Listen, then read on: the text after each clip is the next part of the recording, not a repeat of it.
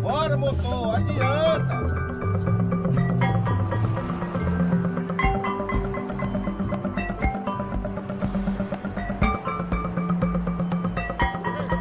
Tá me ouvindo, João?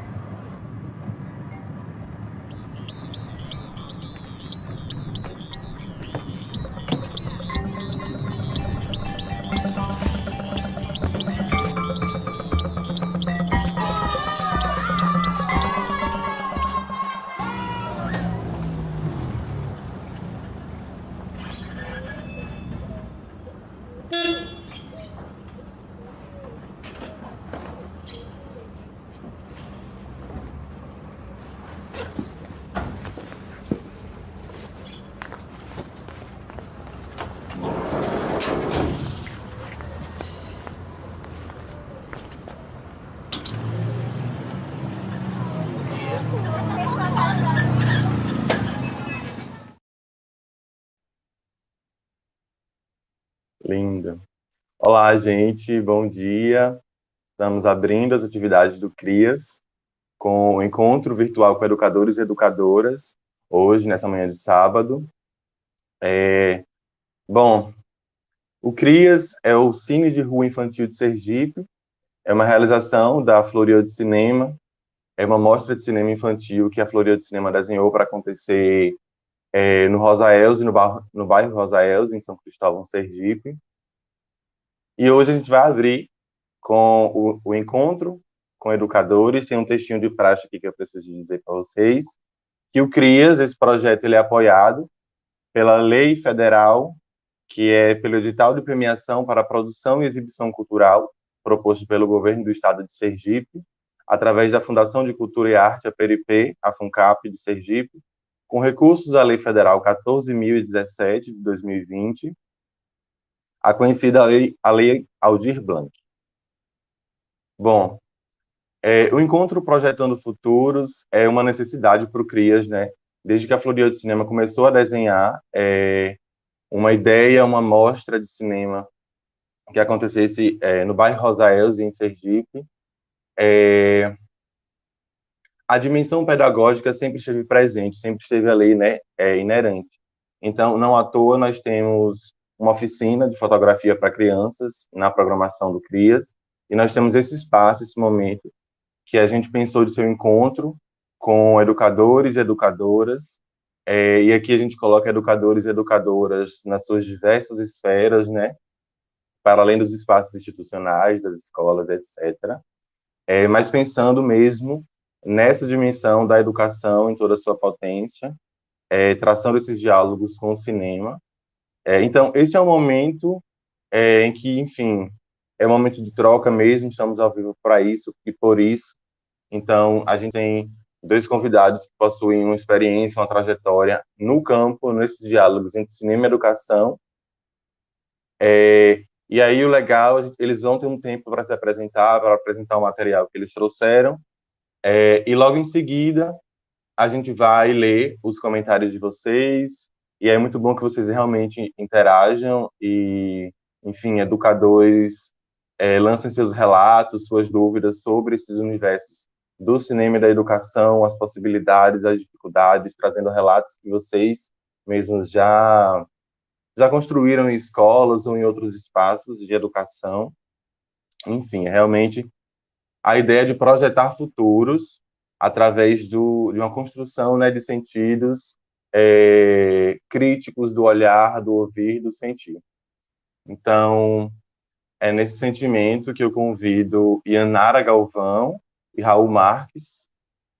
Ambos são professores e membros do Núcleo Interdisciplinar de Cinema e Educação, o NICE, da UFES. Eu vou ler um textozinho sobre cada um deles e depois pedir para eles se apresentarem melhor. Bom, Yanara Galvão é professora, cineclubista e agente cultural.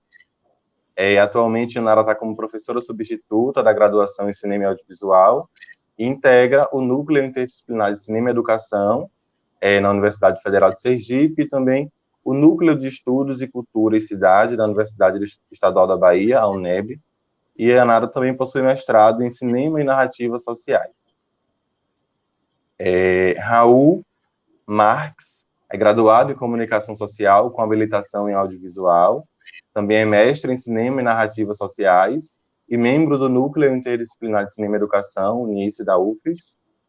Raul foi professor durante 3 semestres da disciplina Cinema, Educação e Direitos Humanos, do curso de Cinema e Audiovisual da UFES. E, além disso, Raul também atua na área de marketing de conteúdo, design e audiovisual.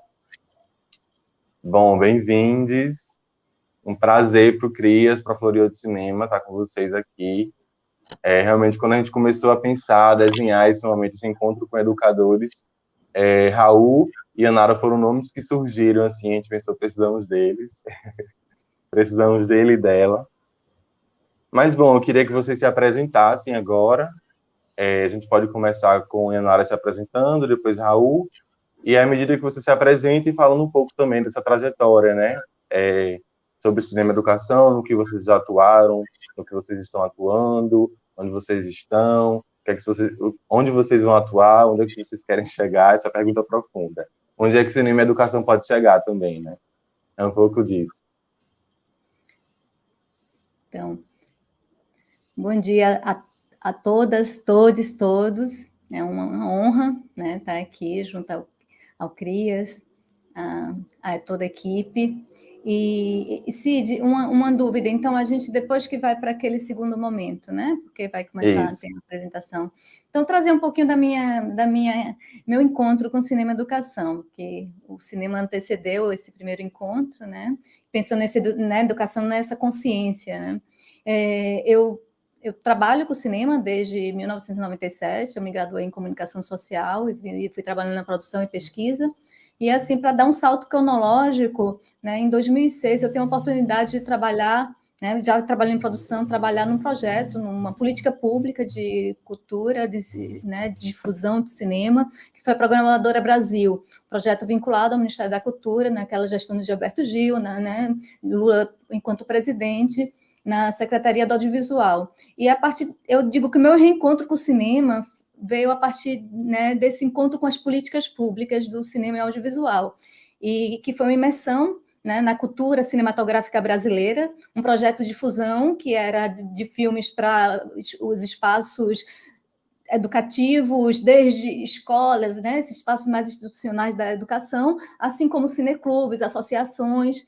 E então eu estava morando no Rio de Janeiro, sou uma pernambucana que morei na Bahia, assim, meio em trânsito, estava morando no Rio de Janeiro em 2008, isso aconteceu em 2006, 2007, em 2008 eu retorno para Pernambuco. E está um momento, né, de articulação das políticas culturais no Brasil, do audiovisual, e saindo, inclusive, esses programas, essas ações mais descentralizadas, e saiu um edital para cineclube. Eu estou trazendo essa trajetória porque o meu encontro com cinema e educação veio a partir, nós aprovamos um projeto através do Cine Mais Cultura, né, um programa do federal, o Cine Alto do Moura, um projeto vinculado a uma associação de artesãos, que é ponto de cultura também, na periferia de Caruaru, né, Pernambuco. Então, a partir desse encontro com o cineclubismo, né, o encontro enquanto na parte de programação, curadoria, porque até então era só público de cineclube, né, entender toda essa dinâmica e vivência, e vou trazer um pouquinho disso para vocês.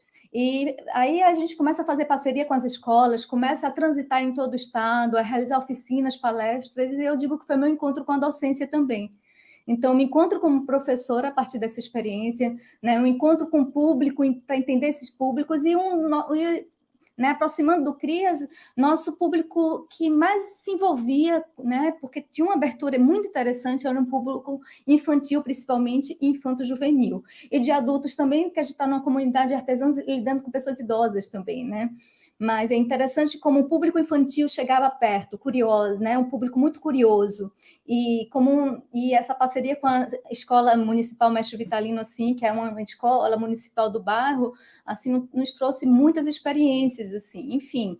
Então, eu queria, né, eu acho, e daí eu encontro com a UFES, né, e com o NICE, Núcleo Interdisciplinar de Cinema e Educação, que Raul vai apresentar, e sempre, né, nessa troca de experiências cineclubistas, com a disciplina também Cinema, Educação e Direitos Humanos, que, né, Cid, Neto, nos conhecemos a partir dessa disciplina, enfim, Raul, Diogo deram continuidade, eu retomei agora, e é isso, gente, eu acho que a gente vai ter muita troca essa manhã, né, e passo a palavra para Raul e a gente estou aberta aqui às provocações, às perguntas.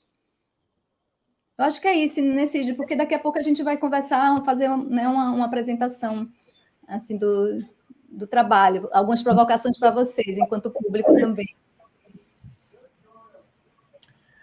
Então, gente, bom dia. Eu sou Raul Marques. Eu venho na verdade, de uma trajetória dentro da UFES mesmo, em que a gente vem pesquisando mesmo essa relação cinema e educação que, enfim, na aprofundada dos nossos debates, a gente teve grandes surpresas, assim. Eu sou formado, né, em audiovisual, quando o curso de cinema e audiovisual se chamava Comunicação Social, Habilitação Audiovisual, na UFES, e já naquele primeiro momento, né, da minha formação, eu já pesquisei essa relação através de um trabalho de conclusão de curso, onde eu relacionei a experiência que eu fiz de cineclube com jovens lá na minha cidade, né, em Poço Verde,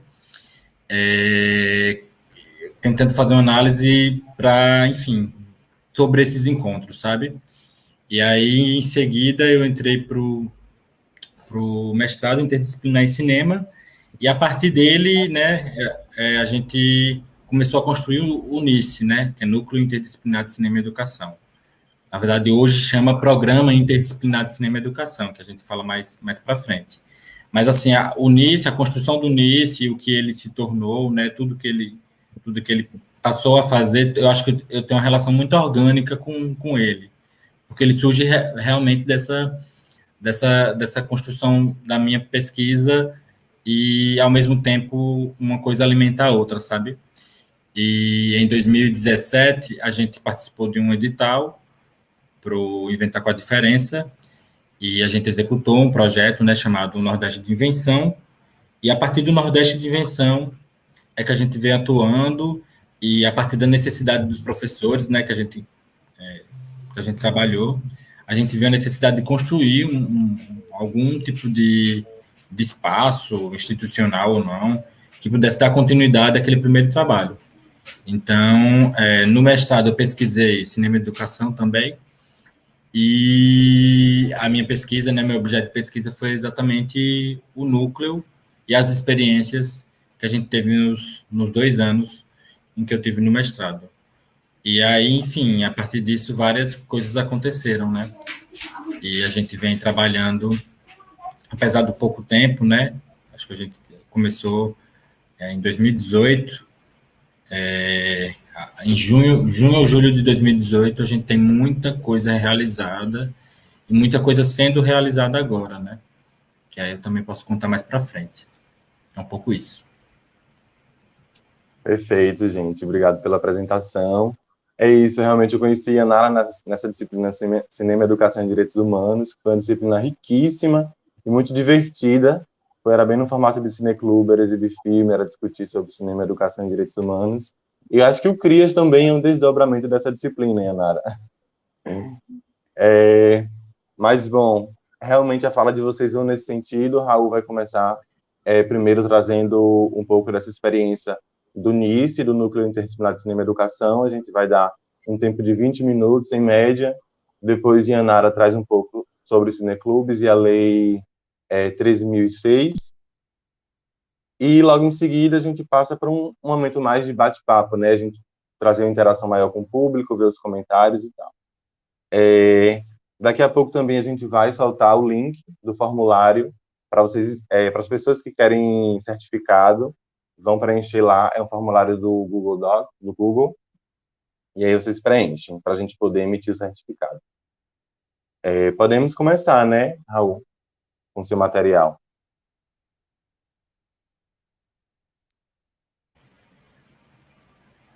Gente, bom dia novamente.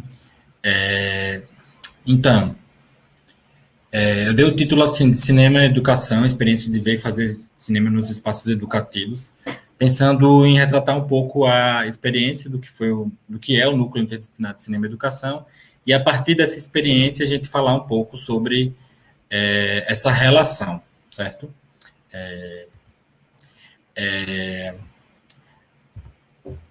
Na verdade, assim, a gente pensou o núcleo, no primeiro momento, num espaço onde a gente pudesse reunir professores da graduação, da pós, estudantes da graduação e da pós, professores da rede básica, né, do ensino médio, ensino fundamental menor, e em torno de pensar ações, pesquisa, extensão, nessa relação cinema-educação.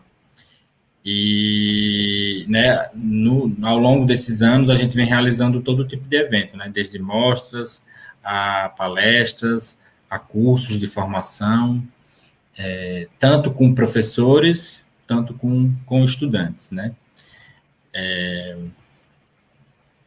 E, assim, a origem do núcleo, ela surge a partir de 2 projetos. Um primeiro de fotografia relacionado à professora Beatriz Colucci, em que ela realizou lá naquela escola que fica do lado da UFES, que eu esqueci agora o nome.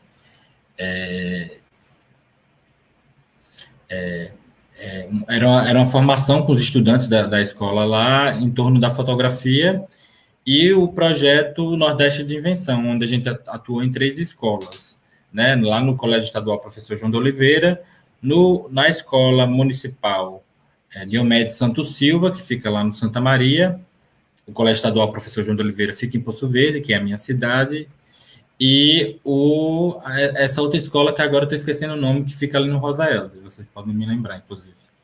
E aí a gente atuou entre 2017 e 2019 nesse projeto, não, 2016 e 2017 nesse projeto, e ele foi fruto de um edital em que eu, a professora Ana Ângela, a professora Beatriz Colucci, a gente escreveu para um edital que estava aberto do Inventar com a Diferença, né, que é um projeto, né, porque ele existe ainda, da Universidade Federal Fluminense, em parceria com a Secretaria de Direitos Humanos da Presidência da República. E, a partir disso, a gente ganhou o edital, né? E, a partir desse edital, a gente atuou nessas 3 escolas. O NICE, ele surge, então, a partir de uma necessidade mesmo que os professores demandaram da gente, né? Assim que a gente terminou o projeto, a execução do projeto lá, principalmente no Diomedes, os professores falavam e pediam para a gente que a gente retornasse à escola para que a gente pudesse, de alguma forma, amparar o que eles faziam em torno do cinema lá na escola, né? A gente entendia naquele momento que o Nordeste de Invenção seria uma espécie de formação para que os professores pudessem reproduzir, né, a partir daquilo, o que a gente tinha passado para eles, mas o que a gente viu foi a necessidade de continuidade mesmo, né? Então, e até assim, é engraçado falar isso, porque a gente pensa a relação cinema e educação a partir de uma perspectiva que não se trata de técnica, né, mas de experiência. A gente pode falar um pouco mais disso mais para frente. Então, ele surgiu em 2018, esse daí é o lançamento do NICE, que a gente deu o título de A Potência do Gesto Criativo, né, foi na Universidade Federal de Sergipe, e a gente convidou a professora Adriana Freschi, que é uma referência mesmo da pesquisa em torno do cinema e educação, e ela é da Universidade Federal do Rio de Janeiro, a UFRJ.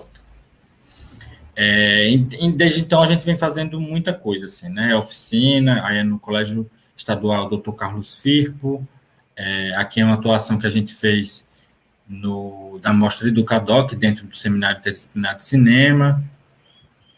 Esse aqui é Se Essa Câmera Fosse Minha, né, que tem a atuação, inclusive, do CID, é um documentário que registrou as ações do Nordeste de Invenção. A gente já tem outros documentários também produzidos. Aqui é uma atividade dentro da disciplina Cinema, Educação e Direitos Humanos, do curso de Cinema e Audiovisual, que a gente, nos 3 semestres que eu e o Diogo Teles, a gente foi professor voluntário, porque a gente tem uma perspectiva de que a disciplina de Cinema, Educação e Direitos Humanos é uma coisa que a gente precisa dar continuidade e relacionar um pouco com o núcleo, né, já que a gente vem pesquisando e atuando nessa interlocução, né, de Cinema, Educação e Direitos Humanos. Aqui é uma mostra infantil com a Secretaria de Educação, e é importante ressaltar nessa parceria com a Secretaria de Educação. A gente atua bastante junto à Secretaria em várias atividades, principalmente com a professora Adriane Damasceno, que é do Núcleo de Direitos Humanos, lá da Secretaria. Aqui é uma atuação também com a Secretaria de Educação, em torno dos livros didáticos. A gente realizou também formações com educadores e estudantes, tanto para o concurso da Olimpíada de Redação, que abriu a perspectiva do concurso ser, além da redação escrita, também ter uma produção audiovisual. Recentemente também teve um concurso da própria secretaria, né, a nível de estado, que fez um concurso, também para redação e para produção audiovisual. E a atividade Cineclubista, junto ao DCOS. Esse é o Cinecodap, que é uma ação também do NICE. Eu estou pontuando algumas ações, mas a gente tem mais que isso, sabe? A oficina de produção audiovisual no Colégio Estadual Professor Gonçalo Hollenberg Leite, ali, eu acho que é Grajeru. E essa atividade também com a outra parceria que a gente realizou com a Fundação Renascer, que foi o Cine Casem. E aí a gente não teve a oportunidade de fazer muitas exibições do Cine Casem, talvez futuramente, quem sabe. Mas essa daí foi a exibição que a gente fez com todos os internos. O Casem é um centro para reabilitação de jovens em contextos socioeducativos, né? Casem, Comunidade de Atendimento Socioeducativo Masculino. E a gente realizou a exibição do filme Pantera Negra, e aí é interessante trazer esse filme em evidência, porque a gente tem muita perspectiva de trabalhar com cinema e educação da escola e dos pontos de educação como uma janela para outros filmes, né, que vão além do circuito comercial, que possam oferecer outras opções de filmes, além das várias janelas que a gente tem hoje, que mesmo assim não garante democracia total do acesso ao cinema, mas que a gente possa se diferenciar nesse sentido, né? A gente faz um debate sobre isso. Mas na questão do Casem existia uma ideia também de acesso, sabe? Boa parte daqueles jovens já estavam ali faz alguns anos, então não fazia sentido para a gente também não atraí-los e também não oferecer uma possibilidade de acesso puro e simples. E a outra atividade que a gente fez foi uma oficina de produção audiovisual com eles. A gente tem um filme carta, inclusive. A gente exibe esse filme carta em alguns contextos, né, contextos mais fechados de diálogo sobre educação.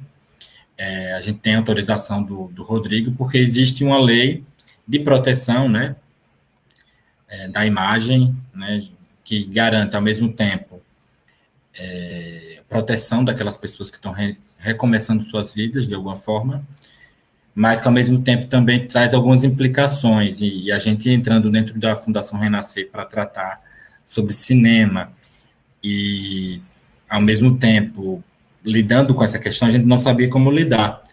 E, a partir deles próprios, foi que a gente pensou qual alternativa a gente tinha. Né? Então, não fazia sentido para mim, por exemplo, borrar a imagem desses jovens, não fazia sentido para mim cortar a imagem desses jovens do filme, porque para eles isso era muito significativo, né? Aparecer e fazer imagens do outro era muito significativo. Então, a gente fez o filme mostrando a imagem deles, só que aí a gente tem essa restrição de não fazer exibições públicas desse vídeo. A gente só pode exibir em contextos educativos mesmo, em sala de aula, numa determinada palestra que possa ser fechada, por isso que eu não fiz a proposta de exibir hoje, por exemplo. Esse aí é uma parceria também com o Cine Vitória, né, que a gente fez a Matinê Cine Educa, realizamos 2 exibições, inclusive a última exibição foi no dia 14 de março, né, no dia 16 a gente entrou em quarentena, foi a última exibição que a gente fez 2 matinês, uma com o filme Parasita e outro com Bacurau, e a ideia é que a gente fizesse exibição, mais debate de filme, e que pudesse atrair estudantes e professores para essa exibição, no sentido de que possa também ser um preço mais acessível para esses filmes, né? Então, a gente tentava, em parceria, trazer um preço mais acessível, e foram 2 exibições muito, muito boas e lotadas. Nesse caso aí, é o professor Oséias e a professora Beatriz Colucci debatendo o filme, eu acho que Parasita. E aí também a gente passou a fazer uma parceria com o PROFEP-PT, que é o Programa de Pós-Graduação em Educação Profissional e Tecnológica do IFES, né? E, inclusive, a partir dessa parceria, eles montaram também seu próprio núcleo, né, de cinema e educação lá, que é o Núcleo de Trabalho e Estudos em Educação Profissional e Tecnológica e Cinema. E a partir dessa parceria, porque no mestrado profissional, eles precisam, além do produto, além da dissertação, eles precisam também realizar um produto. E aí alguns estudantes, né, alguns mestrandos de lá resolveram fazer filmes. Então, já existe esse filme, que é Porque Ficam os que Ficam, né, que tratam sobre a questão das pessoas no contexto de educação de jovens e adultos, e as dificuldades mesmo de permanência. Mas o filme retrata mais porque as pessoas permanecem, né? Não no sentido de tentar trazer uma outra perspectiva, né? Mas porque as pessoas permanecem, apesar das dificuldades. Aqui também a parceria com a Secretaria com o Profet, numa roda, né, de conversa. E atualmente a gente trabalha em 2 projetos, assim, que é um projeto de um edital da FAPTEC junto com a Secretaria de Educação, que a gente está agora, por exemplo, fazendo um curso para professores do Estado, e próxima semana a gente vai ter, inclusive, uma mostra, né, que foi uma mostra organizada pelos próprios professores do curso, né, os professores da rede do curso, e se chama Cinema, Educação e Direitos Humanos, Formação Continuada para a Construção de Políticas Públicas na Rede Básica de Ensino de Sergipe. Mas que a gente deu um nome fantasia, que se chama Travessias, porque, enfim, esse título é enorme, né? E o outro é que a gente está trabalhando com a Fiocruz de Pernambuco, tanto a gente começou agora fazendo um curso, né, terminou semana passada, com várias comunidades indígenas do Nordeste. E aí, agora a segunda parte, a gente vai acompanhar a produção de um filme com eles, mas o projeto se chama Narrativas, Memórias e Diálogos Interculturais, construindo uma rede audiovisual indígena do Nordeste, como estratégia de agroecologia e promoção da saúde para o fortalecimento do SAS e SUS nos territórios, lá da Fiocruz, Pernambuco. E aí, a partir disso, eu queria fazer algumas reflexões, sabe? A gente tem outros projetos, outras coisas que a gente não conseguiu colocar tudo aqui, mas isso é uma parte do que a gente vem fazendo nesses últimos 3 anos, né? 3 anos. Na verdade, assim, a gente tem um histórico de pesquisa em cinema audiovisual no Brasil, inclusive em torno de políticas públicas, né? Talvez a primeira experiência disso seja o cinema educativo, que é uma perspectiva trazida pelo governo Vargas ainda no final de 1920, alguma coisa, que nessa experiência existia uma forte demanda tanto de intelectuais quanto de revistas especializadas em cinema e revistas especializadas em educação, dessa potência do cinema como a arma de educação em massa. E aí, ao mesmo tempo, também existia a ideia de que o cinema poderia ser perigoso na formação dessas pessoas. Então, existia uma demanda para que o Estado pudesse intervir no sentido de trazer um cinema educativo, um cinema que pudesse engrandecer as pessoas e formar as pessoas. Então, a partir desse debate colocado, o Estado brasileiro passou a fazer políticas no sentido de pensar o cinema como uma ferramenta de educação em massa, visto que naquela época boa parte das pessoas elas eram analfabetas e por ser analfabetas elas não tinham acesso a algumas informações em torno de saúde pública, por exemplo, que era importante para o Estado brasileiro. Então, nessa brecha surge a partir disso algumas experiências, em destaque o INSE, que é o Instituto Nacional de Cinema Educativo. Porém, ao longo do tempo, essa política ela acabou se confundindo um pouco com uma espécie de propaganda do governo, né? Já que, para se confundir o que é educação engrandecedora pelo ponto de vista de um governo, ele começou a confundir um pouco com a propaganda de determinados valores que era o próprio governo, até a figura de Getúlio Vargas entrou nessa propaganda. Então, ao longo dos tempos, foi perdendo força, né? Mas eu acho que a maior experiência disso é o INSE. E após isso a gente tem um hiato, assim, porque o Estado brasileiro deixou de investir nessa perspectiva de educação, né? Inclusive os primeiros filmes de financiamento público no Brasil eram apenas os filmes que o Estado brasileiro considerava educativo, para passar a pensar o fomento de cinema a partir de uma perspectiva industrial e de fomento do próprio cinema nacional. E aí a gente tem um hiato dessas políticas, e mais recentemente é que a gente teve, a partir do governo Lula, que a gente teve algumas políticas que a gente consegue relacionar com o cinema educação, né? Talvez o principal deles seja os pontos de cultura, né? Do programa Cultura Viva. E, enfim, porque os pontos de cultura era pensar a descentralização da cultura a partir dos pontos. Então, nesses pontos também se existia a perspectiva de trabalhar com cinema. Outro programa interessante é o Cinemais Cultura, né? E, em particular, o Cinemais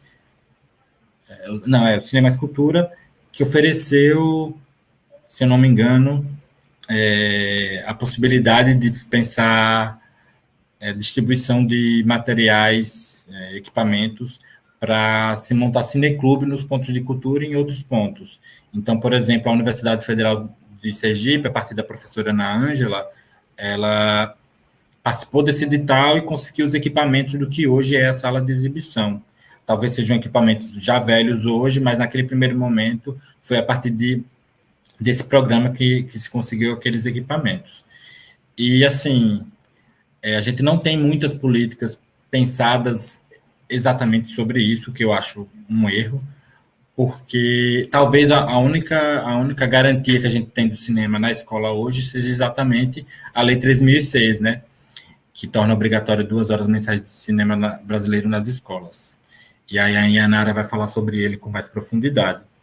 Mas talvez seja a única garantia legal que a gente tenha de cinema na escola hoje, sabe?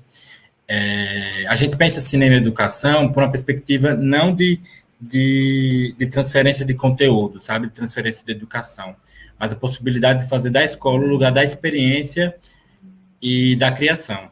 Por que eu digo isso? Porque muitas vezes, quando a gente pensa a relação cinema-educação, tem duas coisas que às vezes me incomodam um pouco, que eu acho que é muito diminuir o que é o cinema, certo?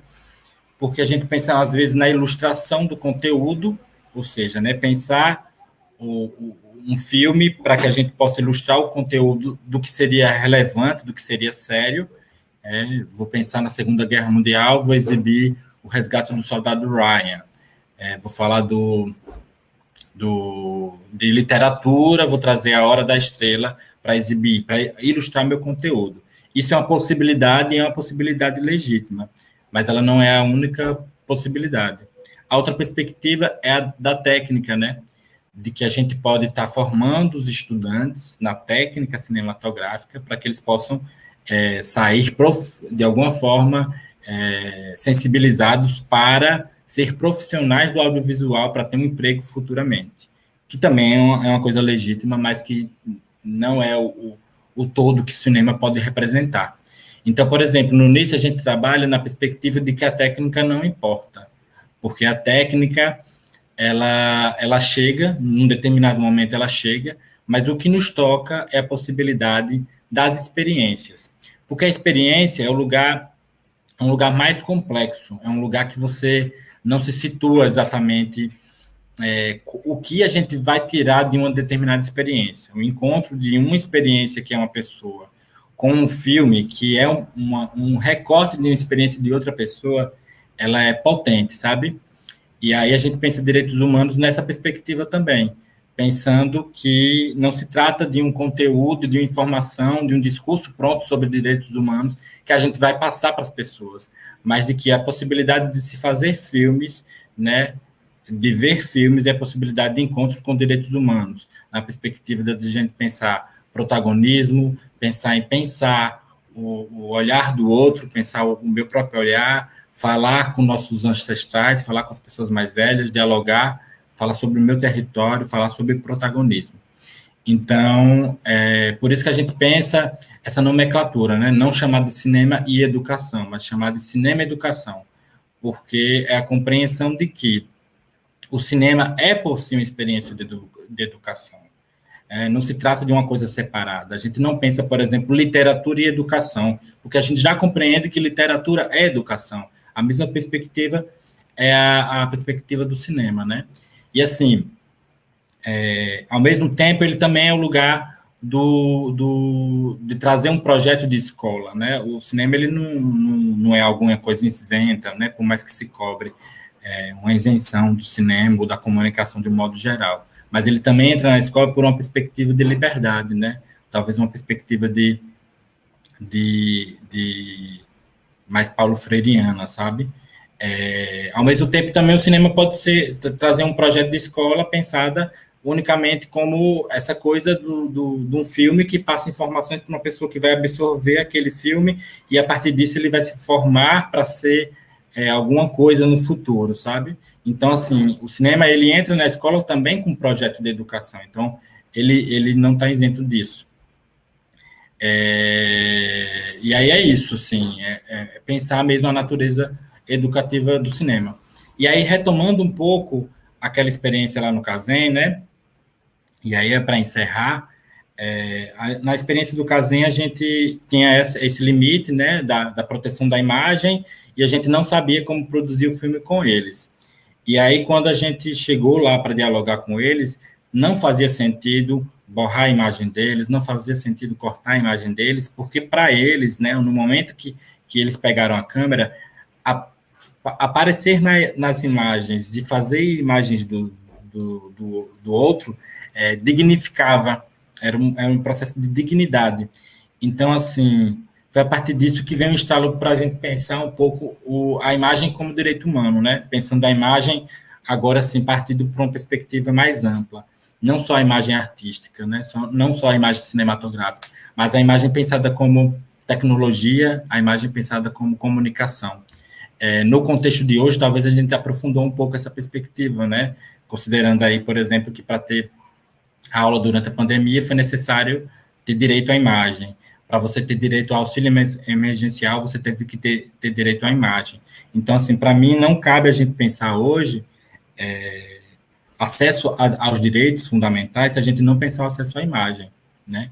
Então, assim, se a escola alguma vez observou a imagem como uma inimiga, né? Quando o celular era proibido na sala de aula, ou quando a gente ia fazer exibição de um filme, todo mundo dizia, hoje não vai ter aula, hoje vai ser filme, como se não fosse também uma experiência de educação. Então, se existia esse estranhamento, né, da escola com a educação, ela não faz mais sentido a gente pensar isso hoje, né, visto que a gente meio que está se transformando num ciborgue, de alguma forma. Né? O celular, a imagem, hoje ela é uma extensão do nosso corpo. Né? A gente pensa ele para tudo, em termos de afeto, em termos de profissionais, em termos das relações humanas, em todos os termos, né? Pensar a imagem hoje é pensar na nossa vida em todos os sentidos. Então, não faz sentido a escola querer separar o cinema, separar a imagem dessa perspectiva. Então, talvez a gente precise estar fomentando espaços, o Unice funciona nesse sentido. Aqui, né, esse espaço que vocês estão fazendo também do CRIAS é uma experiência nesse sentido, mas que a gente precisa aprofundar um pouco essa relação e pensar como a imagem pode ser alguma coisa em termos de política, né, de garantia para as escolas, visto que não faz mais sentido a gente pensar essa separação, né? Então, assim, é um pouco nesse sentido. E aí vocês também podem fazer perguntas depois, eu estou aqui à disposição, para a gente pensar mais nesse sentido. É isso. Obrigado, né?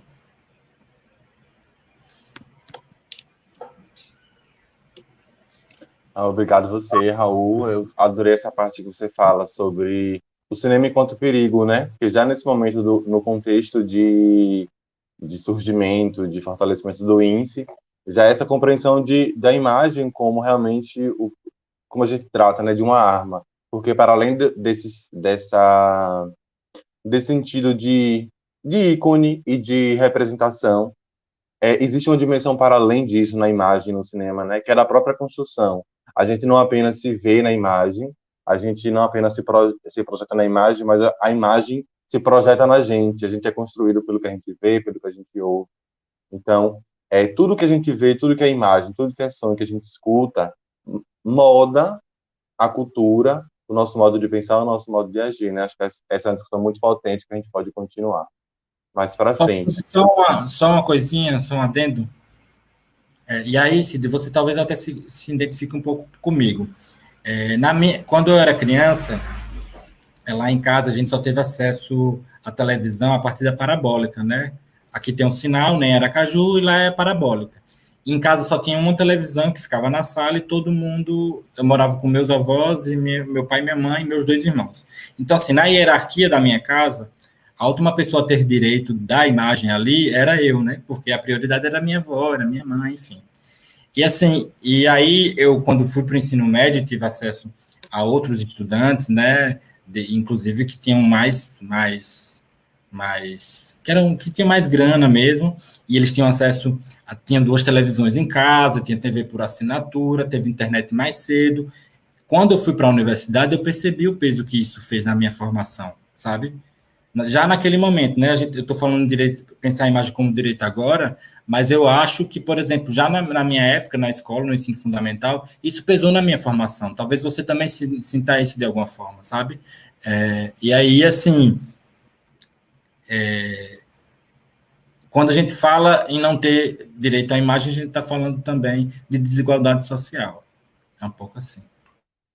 Total. E existe também essa dimensão de que a imagem, o cinema é uma comunicação, né? Então tem signos e significados que a gente precisa aprender. Então ter essa compreensão de uma dimensão de que, de fato, a gente precisa se alfabetizar nesse sentido de consumir imagens, de ler imagens, de ouvir sons, enfim, de consumir mesmo esses mecanismos que estão presentes no cinema. Massa, vamos passar agora para a fala de Anara. A Anara vai trazer mais sobre a lei, uma lei que é fundamental para esse diálogo cinema-educação, para a inserção, para essa compreensão do cinema enquanto potência criativa mesmo. Passo a fala para você, Anara. Olá, gente. Novamente, bom dia. E então, eu vou fazer uma breve contextualização, né, pegando essa fala de Raul, principalmente essa fala final, né, para a gente chegar à lei, que é uma conquista, né, uma conquista depois de uma longa batalha, e ainda assim a forma que ela aconteceu de alguma forma limitada. Mas então, né, essa relação, né, do cinema e a educação não é algo recente, como o Raul chegou a mencionar, né, a tocar. Né, no Brasil acontece já no governo, se a gente for pensar naquele período de Vargas, né, que o Instituto Nacional de Cinema Educativo é o INCE, que é criado em 1936, né, no governo Gustavo Capanema, e tem um grande cineasta da época, assim, grande cineasta, né, mas que já havia um Humberto Mauro, mineiro de Cataguases, que já vinha tendo uma certa projeção, mas com a entrada do cinema estrangeiro no Brasil, né, porque o Brasil até 1912 passa por uma belle époque do cinema brasileiro, com uma produção, ainda que o cinema estivesse se estabelecendo enquanto arte, enquanto linguagem, entendendo também que o cinema, gente, o cinema é uma arte burguesa, né? Ele nasce num período, as primeiras projeções públicas, né? O cinema ele é patenteado a partir dos irmãos Lumière, não que não acontecessem projeções públicas antes, tiveram algumas ações que antecedem aos próprios irmãos Lumière na Alemanha, mas entendendo que é isso, o cinema ele chega ali na virada do século XIX para o século XX, enquanto uma arte da reprodutibilidade técnica, e nessas primeiras experiências em torno da imagem de movimento, estava muito em cima, né, dessa tecnologia, dessa ideia da representação, né, da realidade, através das imagens de movimento, entendendo que ainda assim, né, existia um certo limite do quadro, mas esses registros, que naquele momento ainda não haviam narrativas, as narrativas foram acontecendo, né, inclusive, né, a partir de um próprio movimento de pessoas que já pensavam em realizar e vão se agrupar, e os cineclubes, por exemplo, eles começam a existir um pouco tempo depois das primeiras experiências de cinema, anos depois, poucos anos depois, a partir de 1910, né, pensar que a primeira projeção pública patenteada, né, registrada, dos irmãos Lumière acontece em 1995, no Brasil, em 1998, né, a gente está vivenciando a imigração. Então, entender que o cinema é mediado por essa tecnologia, né, é uma tecnologia, né, que as imagens são mediadas pela tecnologia, essa articulação mesmo, e é isso. Então, essas primeiras experiências enquanto arte burguesa, a gente fala muito dos cinemas de rua, que tem sua importância, mas os cinemas de ruas foram se estabelecendo, mas também passavam determinados filmes que vinham já de um modelo industrial, né? Então, entender que o cinema ele tem uma grande potência, não à toa que o Getúlio Vargas, né, trazendo isso, né, lá em 1936, no Estado Novo, entendendo que é um momento de um Estado conservador, totalitário, mas ele vai perceber essa arma do cinema enquanto um cinema educativo, né? De um lado tinha o cinema educativo, que inclusive foram para as escolas, uma produção muito grande através do Instituto Nacional de Cinema Educativo, escolas, associações, né, receberam esse material. Mas a gente entende que era um corpo do governo que realizavam esses filmes, e era o que se acreditava como uma boa cultura brasileira. Esse é um termo usado, inclusive, numa revista da época, Cinearte, a boa cultura brasileira. Né? Filmes que eles não acreditavam como enquanto, né, que fossem educativos, né, pensando esse termo entre aspas, não se chegava ao público porque passava por uma censura. Existia, né, paralelo ao cinema educativo, o cinema... o Instituto, né, o Departamento de Imprensa e Propaganda. Não, então, a gente fazendo esse salto cronológico, a gente tem um momento, quando a gente chega, um salto mesmo, vindo para um governo, né, no momento de redemocratização do Brasil, que as políticas do audiovisual passam a surgir, a gente já está em um outro contexto, né? Pensar que a educação que vem sendo tão provocada, né, enquanto esse sistema conservador. Então, quando a gente chega nesse período agora, né, de uma democracia participativa, a gente está pensando esses filmes que estão sendo produzidos na sua diversidade, a gente está trabalhando, né, e pensando o cinema brasileiro em um país que não se vê, a gente não se vê, né, a gente não está se vendo na nossa diversidade, né, enquanto desde, né, os conteúdos ali que estão sendo projetados através das imagens, mas quem estão fazendo esses filmes também. Então, entender que a gente tem um momento de articulação das políticas do audiovisual, né, a partir de 2003, né, no governo, na primeira gestão de Lula, com o Gilberto Gil e Orlando Senna, o secretário do audiovisual, que foi um cara, inclusive, cineclubista, professor de uma escola de cinema, Santo Antônio de Los Banhos, que veio com essa percepção, né, do cinema mais descentralizado, e a gente tem uma produção audiovisual que passa a surgir, inclusive, com esse viés mais descentralizado a partir desse momento. né? Os cursos de cinema, né? Até então, os cursos de cinema eram muito restritos ao Sudeste. A gente vê que houve uma descentralização dos cursos de cinema, incluindo, né, o curso de cinema audiovisual da UFES. Então, toda essa articulação do cinema e essa projeção que passa a ter no momento do governo democrático, isso, né, a gente tem uma produção muito grande, mas ainda assim a gente não teve a difusão como necessário. Eu até citei que eu vim de uma experiência de um projeto de difusão, né, o que foi o Programadora Brasil, projetos que Raul citou como os pontos de cultura, o Cine Mais Cultura, que é um programa Cine Mais Cultura, que depois teve as parcerias estaduais também do Cine Mais Cultura. Eu tive a oportunidade de ser oficineira, inclusive, desse projeto. Então, a gente começa a ter alguns projetos que prevêem essa difusão, mas ainda não da maneira necessária. E por que dizendo isso? Porque a difusão é chegar aos filmes e aos públicos. E quando a gente pensa a difusão também, a gente está num governo, numa democracia participativa, quer dizer, infelizmente, no momento, vivemos um estado de exceção. Né? Infelizmente, a gente vivencia esse momento que a cultura está sendo perseguida, aniquilada, a Agência Nacional de Cinema está sendo depredada, podemos dizer assim, né? Porque não pode se fazer como se fez em outra época da década de 1990, que destruíram a Embrafilme, que foi uma empresa brasileira de filmes, porque a Agência Nacional de Cinema é uma autarquia, mas vai minando como pode.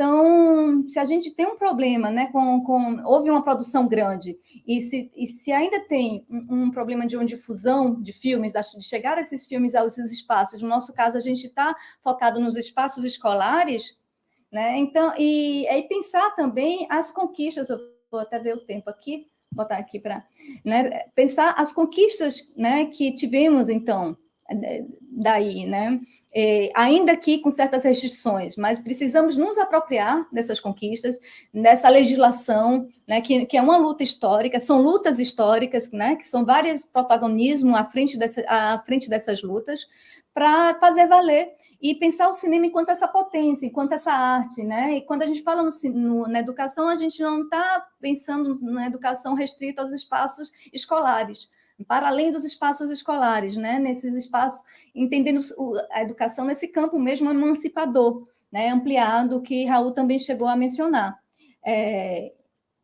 Então, é isso. Então, a gente tem uma conquista que já era uma luta histórica, que é da inserção do cinema brasileiro nas escolas, né? Que, entendendo que a gente não tem acesso à nossa filmografia, em razão de um produto estrangeiro, e quando a gente fala de um produto estrangeiro, está vinculado a um país só, em uma indústria, né, no modelo industrial, né, que é a indústria de entretenimento estadunidense. E ainda assim, quando a gente vai pensar no cinema nacional, que nos chegou de alguma forma, em uma dimensão, pensando em públicos, também vinculado a Globo Filmes, que é um grande oligopólio que criou uma produtora, né, de produção de filmes que acabam também nos restringindo o acesso a uma produção mais independente do cinema. Na verdade, uma independência, uma autonomia autoral nesse sentido. E a Lei 13.006, né, que foi uma conquista histórica, 2014, foi sancionada no governo da Dilma Rousseff, né, em 2014, o seu relator foi o Cristóvão Buarque. É a lei que vem garantir, né, ela vai fazer uma alteração na Lei de Diretrizes e Bases de 1996, a gente vai ler um pouquinho sobre isso, e ela vem garantir que a gente tenha pelo menos 2 horas mensais de filmes brasileiros, pelo menos, né? A obrigatoriedade, pensar que a gente já não está nesse modelo de um governo conservador, então a obrigatoriedade é garantir e pensar que 2 horas tipo, em 30 dias é muito pouco, e isso não quer dizer que não há abertura para outras culturas, não, é uma garantia que a gente pode, inclusive, exibir muito mais que isso também, né? Enfim, então, eu que abro aqui, vocês... Eu que passo, então? Eu não sei o que eu abri naquela hora, Passa. gente, então vou lá. Né? Então, vou vir para cá. Então, né, o cinema na educação, a Lei 13.006, sua aplicabilidade. Eu vou, né, algumas considerações. Então, pensando na relação cinema e infância na escola, nesse contexto da lei, né, eu vou trazer, fiz um pequeno resumo, né, com base tanto na lei quanto no CIDEAD, que é um projeto que até de cinema e educação vinculado ao UFRJ. Né? Então, a exibição de filmes de produção nacional constituirá componente curricular complementar integrado à proposta pedagógica da escola, sendo a sua exibição obrigatória por um mínimo 2 horas. Né? Então, implica em considerar diversos aspectos que envolvem essa relação, né? Tais como a estrutura das escolas. Então, há uma preocupação nossa, porque é o que aconteceu com a lei. A lei ela foi sancionada, né, na época, o senador Cristóvão Buarque, infelizmente, né, que acabou indo para um campo meio contrário à própria educação, que ele defendeu em determinada época. Então, mas não foi regulamentada. Aí, o que acontece quando ela não é regulamentada? O que não tira nossa responsabilidade também de nos apropriar e de cobrá-la, né? Eu acho que é muito importante nesse sentido.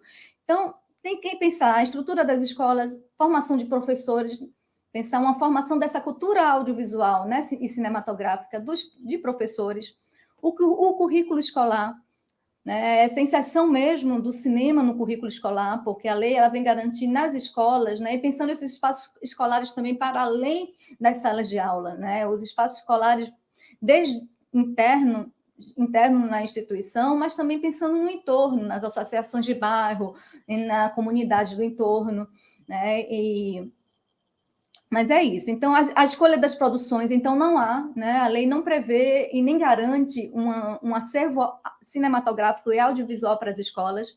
E pensando quando essa escolha das produções fílmicas e quando se fala em audiovisuais de qualidade, é nesse sentido, né? Que seja uma produção diversa, uma produção que envolva desde, né, temas diversos, ficcionais, documentários, gêneros, para trazer o cinema enquanto essa sua potência estética, entendendo estética que não está dissociada de política. E pensando o cinema não como fundador de uma verdade, mas enquanto arte, né, mediador de debates. E, nesse caso, eu vou trazer depois um pouquinho da experiência, né, final do cineclubismo. Então, as considerações, que filmes, né? Que formas de exibição, que engajamento dos professores e da comunidade, né? Que formas de acesso às obras. Então, são algumas questões em torno de uma lei que não foi regulamentada, né? Como regulamentar a lei? É importante saber que, assim, no final ainda, né, antes do golpe que Dilma sofreu, estava acontecendo um debate interministerial entre o Ministério da Educação e o Ministério da Cultura, e que a lei chegou a ter um documento que depois pode ser disponibilizado para vocês, dessa regulamentação. Mas a regulamentação, então, foi criado esse documento que prevê essa regulamentação e como aconteceria essa garantia, né, do cinema brasileiro nas escolas, prevendo os filmes, estruturas, mas não foi colocado em prática. Outro ponto também importante de se pensar com relação, né, aos cinemas nas escolas, nos espaços escolares, institucionais ou não, né, de educação. Né? No caso, quando a gente fala institucionais, são as escolas, mas os espaços culturais, associações de bairro, né, os cineclubes, que são esses que estão vinculados muitas vezes a esses espaços também, né, são espaços também da educação, né, onde acontece a educação. Então, Raul trouxe um pouquinho, né, provocou um pouquinho esse pensamento. Então, quando a gente pensa que há filmes com tecnologias assistivas que permitam sua acessibilidade a professores e estudantes cegos e surdos, que uma conquista também do cinema brasileiro, em 2014, ainda, na gestão de Dilma, foi a Lei da Acessibilidade Comunicacional. Então, todo filme que tem um fomento público, né, um edital que tem um fomento público, um incentivo, né, um recurso para a sua produção e realização, ele precisa conter audiodescrição, que é voltado, né, para cegos e deficientes audiovisuais, e legendas, sinais em libras, a língua de sinais, né? Enfim, então, essas são as tecnologias assistivas. E, para além das tecnologias assistivas da acessibilidade comunicacional, pensando a acessibilidade arquitetônica também, né?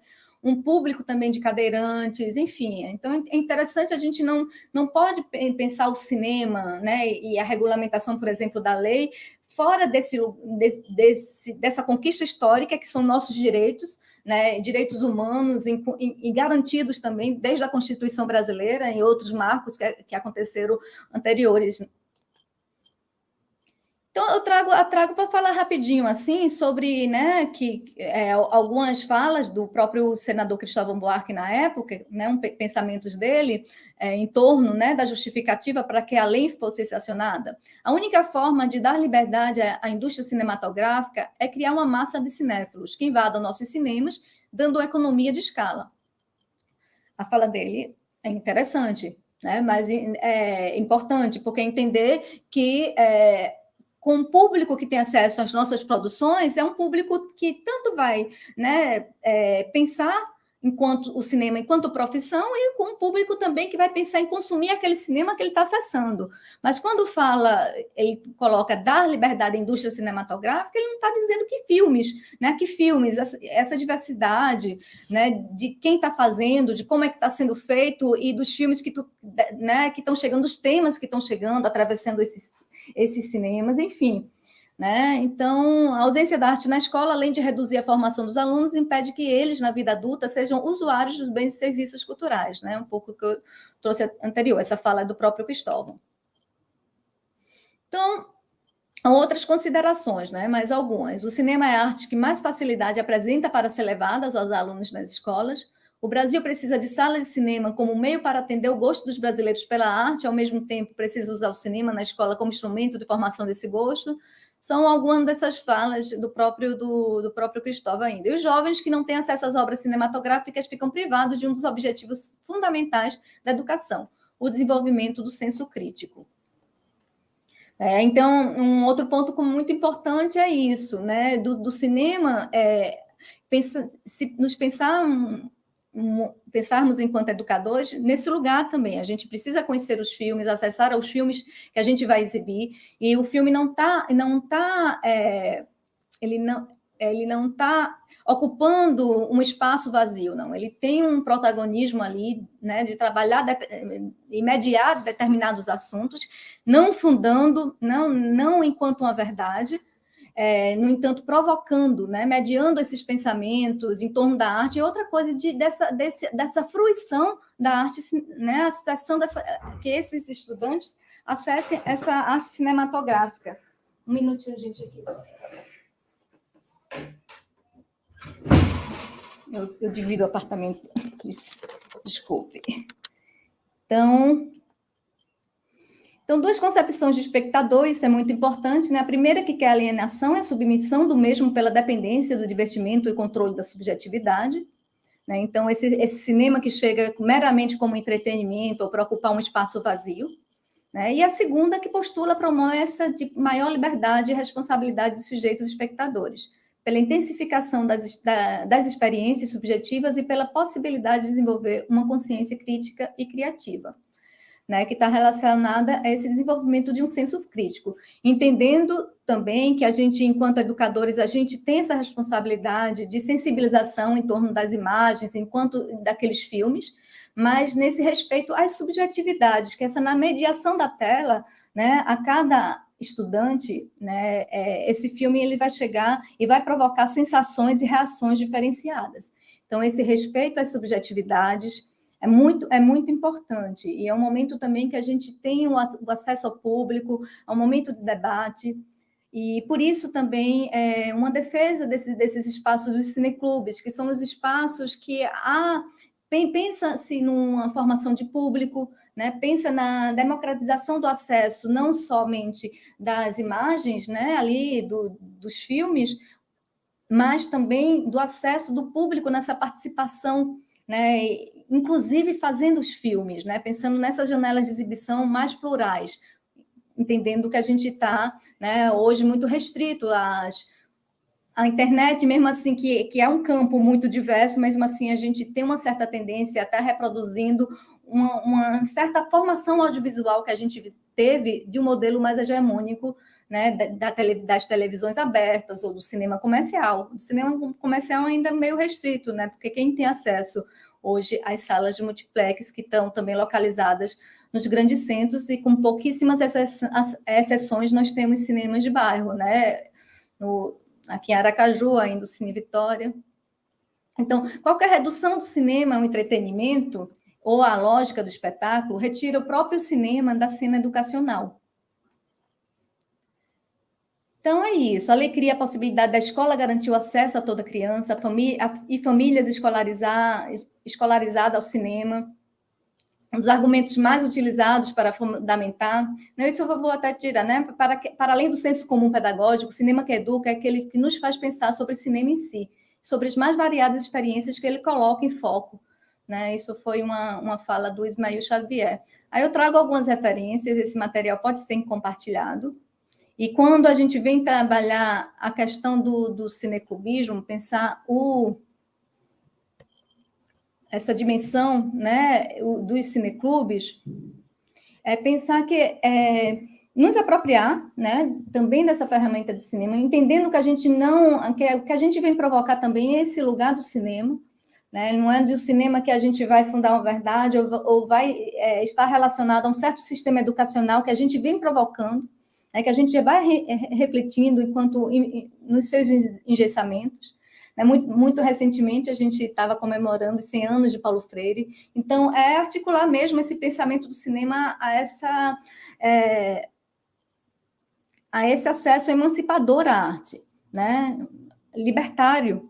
E o libertário, desde o acesso do assistir, do fruir, do direito, né? do acesso à cultura, que é um direito nosso fundamental, né? Um direito humano fundamental, mas enquanto também o direito a fazer, né? A produzir a arte.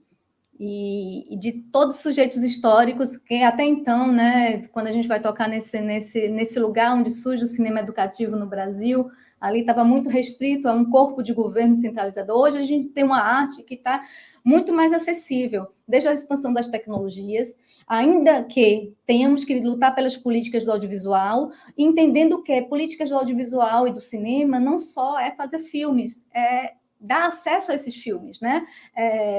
Garantir, dar não, porque ninguém dá, né? Garantir algo por direito, né? Mas é isso. E os cineclubes, eles são esses espaços de exibição com perfis diferenciados, né? Então, isso é muito bacana, porque pode ter cineclubes voltados para públicos infantos juvenis, pode ter cineclubes voltados para públicos LGBTQI+, para debater determinados temas de filmes que não estão chegando, né, no modelo mais dominante, cinematografias negras. E, nesse sentido, também é importante articular a lei 13.006, 2014, com outras leis que são conquistas históricas. A 10.639, né, que é a garantia também do ensino da cultura afro-brasileira e africana, que, né, 2003, a 10.639 de 2003. Então, um pouco mais à frente, né, que também altera a Lei de Diretriz e Base, de 1996. Então, um pouco mais à frente, foi criada a Lei 11.645, que amplia, né, a Lei 10.639 para a garantia da cultura afro-brasileira, africana e indígena, né, nas escolas. Então, a gente precisa se apropriar dessas conquistas históricas que não foram dadas, porque quando a gente fala, elas acontecem, essas leis são sancionadas em gestões, né, de governo mais democráticas. No entanto, é uma luta nossa, enquanto sociedade civil organizada, que começamos a ter esse diálogo. Né? Não é o governo que nos dá de uma maneira gratuita. Então, a gente precisa ver como é que a gente se apropria, inclusive, para garantir esse acesso, desde escolas, universidades, né, centros culturais, os cineclubes, associações de bairro.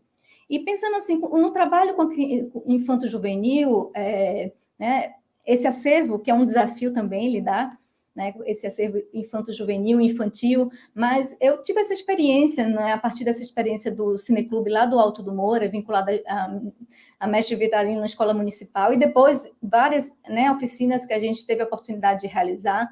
Então, esse público infantil, principalmente, um público de criança até 10 anos, é um público muito aberto. O adolescente, porque como ele já vem de uma referência audiovisual muito formada, ele tem um certo estranhamento.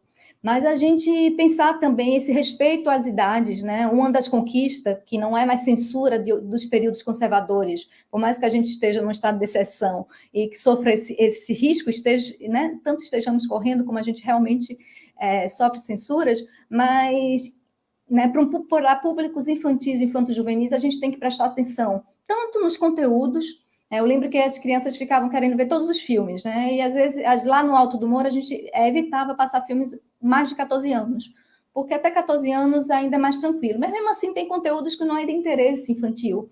Então, eles se dispersavam. Quando eram filmes infantis, infanto-juvenis, normalmente são filmes, né, de classificação livre, ou, né, a Bambam vai ter não indicado para menores de 10 anos, não indicado para menores de 12 anos. Então, é respeitar que essa classificação ela é uma sugestão, mas que vem orientar, né, a gente, enquanto educadores, enquanto gestores, agentes culturais, que eu acho que, quando me coloco enquanto agente cultural, é me pensar nesse lugar também, né, enquanto professora, a gente tem essa responsabilidade.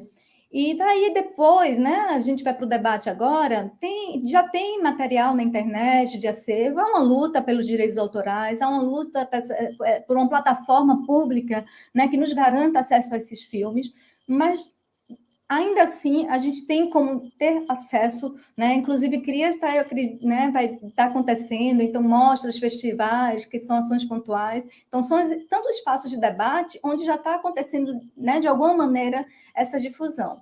E é isso, gente, eu sei que eu devo ter estendido um pouquinho, mas a gente abre, né, para conversa, eu sou toda escuta. Nada, Yanara, sempre muito bom te ouvir.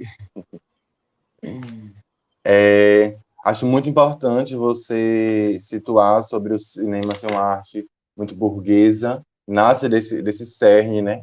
Enfim, eram essas pessoas que tinham esse poder mesmo material para construção e experimentação de um material capaz de, enfim, capturar imagens, sequenciá-las em movimento, projetá-las publicamente. E não à toa a gente descende dessa cultura, né? Enfim, no país hoje é preciso que a gente pense em uma política de Estado que valorize e que, enfim, reconheça a sua produção artística, porque um pouco do que o Raul falou também sobre esse acesso às imagens pela parabólica, quando a mãe e a avó deixavam, mas que de fato eu acho que para a minha geração o formador mesmo de um olhar do cinema foi a Sessão da Tarde, né? Era ali onde a gente tinha acesso aos filmes, e é pensar o direito à imagem, uma política de Estado brasileira, pensando no cinema brasileiro, como uma alternativa a isso mesmo, né? A esse pensamento do cinema enquanto entretenimento somente, e, enfim, dessas narrativas serem depreciativas e de criarem estereótipos e estigmas sobre corpos negros, sobre pessoas LGBTQIA+, sobre corpos gordos, enfim. Eu acho que é muito importante situar isso. E, nesse mesmo sentido, né, nesse mesmo trajeto, valoriza uma produção artística no Brasil, discute o que está em voga na produção artística no Brasil, né? A produção de arte, ela discute o que está em voga naquele momento, e também traz essa noção de pertencimento enquanto povo, enquanto nação. Eu acho que o sentimento em que nós temos de nação hoje está muito deturpado, então é enxergar o cinema enquanto uma alternativa mesmo a essa construção de um pertencimento e de uma identidade diversa e que caiba, enfim, corpos e histórias diferentes, diferenciadas. Acho que a gente pode passar para as perguntas, temos algumas perguntas aqui. Peço que as pessoas que querem perguntar, podem se jogar nesse momento. Esse é o momento para isso. Pensamos esse encontro realmente para discutir dúvidas e relatos e colocações, para saber o que Yanara e Raul têm a dizer sobre isso. Mariana Viana lançou uma pergunta para Raul. Ela disse assim: qualquer filme ou obra cinematográfica pode trazer essa perspectiva educacional do cinema? que era quando você estava falando de um cinema para além de uma ilustração, né? Conteudista. Obrigado, Mariana, pela pergunta, inclusive. Obrigado, Mariana. Então, eu acho que sim, assim, eu acho que tem alguns limites, assim, que a gente pode pontuar aqui. Eu fico pensando, por exemplo, eu, jovem que não tive acesso, né, a cinema, eu acho que o primeiro filme que eu assisti no cinema eu já tinha mais de 18 anos, assim. Mas eu fico pensando na minha relação de formação com Harry Potter, por exemplo, que boa parte do que eu me penso hoje como antifascista, por exemplo, vem dessa relação com esse filme, assim, que para mim foi muito significativo na minha formação, sabe? E aí, tudo bem, né, que a gente pode pensar aquela discussão em torno do que, assim, a gente observa que houve um aumento mesmo do acesso ao cinema, de modo geral, né? Se criou novas telas, mas que continua a reproduzir os mesmos filmes, né? Então, se a gente vai no streaming, tá lá o filme da Marvel, se a gente vai na TV aberta, tá o filme da Marvel, se tá na TV fechada, tem um filme da Marvel, se tá nos cinemas de shopping center, também tem um filme da Marvel. Eu acho que a gente tem um papel importante, talvez, de pensar a escola como centro cultural mesmo, sabe? Que possa, aí a partir da própria Lei 13.006, que possa ser uma espécie de distribuição alternativa de filmes, sabe? Não de filmes alternativos, mas distribuição alternativa de filmes, para que a gente possa dar vazão a um outro tipo de olhar e outro tipo de cinema que é produzido e que muitas vezes pode não chegar a partir dessas outras telas que a gente tem, entendeu? Então, assim, eu acho que o cinema ele é por si uma experiência uma experiência de educação, independente do filme. Até numa perspectiva da gente pensar criticamente, sabe? Porque, assim, eu fico pensando na pessoa que pensa o cinema, por exemplo, como uma espécie de doutrinação, né? Porque também é uma perspectiva que alguém pode querer atuar. Como ela controla o que acontece na relação de uma pessoa com um filme, sabe?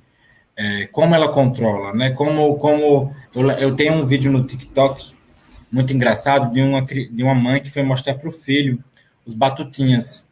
E o filho puto da vida, porque o Batutinhas ele faz uma separação muito radical do que é de menina e o que é de menino, né? Meninas não podem fazer isso, meninos não podem fazer balé. E ele tá puto com isso, entendeu? Tipo assim, como é que a gente controla a relação de uma pessoa com o filme, né? Então, assim, compreender que existe potência na experiência do outro, né?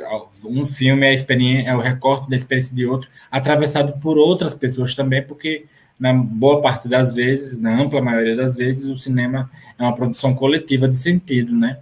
Então, eu fico pensando assim, que, que todo filme é válido, até para a gente pensar por uma perspectiva, que filme merda mesmo, sabe? Mas que a gente tem essas nuances que a gente precisa trabalhar também.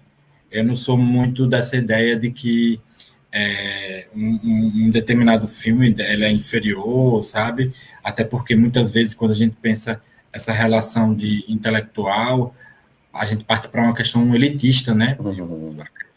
Do gosto, né? Porque, enfim, o gosto às vezes ele passa por isso, né? Do que é música ruim, do que é música boa, por exemplo. Acho que isso é mais radical na música, talvez, né? De como muitas vezes a música periférica, a música pop periférica, né? Ela sempre é colocada como algo inferior, né? Pensar em toda a história da humanidade, toda a música que veio da periferia, toda a música que veio dos negros, ela sempre foi colocada como alguma coisa inferior, né? O jazz, o rock, depois que ela foi apropriada pelos brancos, é que a coisa muda de sentido, entendeu? Hoje o rock and roll é da elite, né? Antes era dos pretos periféricos. Então, assim, talvez seja um pouco nesse sentido também que eu penso, sabe? De que todo produto ele é legítimo, até como forma de crítica, não sei. Se eu viajei, se eu consegui também ser claro. E a Nara quer fazer alguma colocação sobre essa pergunta também?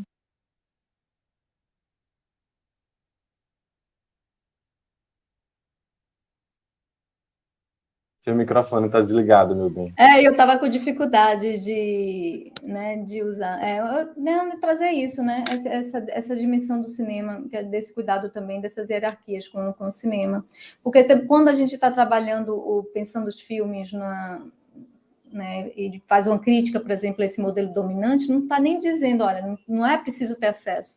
No entanto, como é que se chega a esse modelo dominante, né, comercial, no modelo industrial, e pensando que há uma diversidade de filmes a serem acessados. Então, e nessa diversidade, a gente tem uma construção do imaginário a partir de um determinado cinema e de uma determinada cultura, que não é a cultura brasileira, e muito menos, né, no nosso sotaque, é um determinado perfil, né, do que é ser superior, do que é inferior. Então, o cinema ele criou muitos estigmas.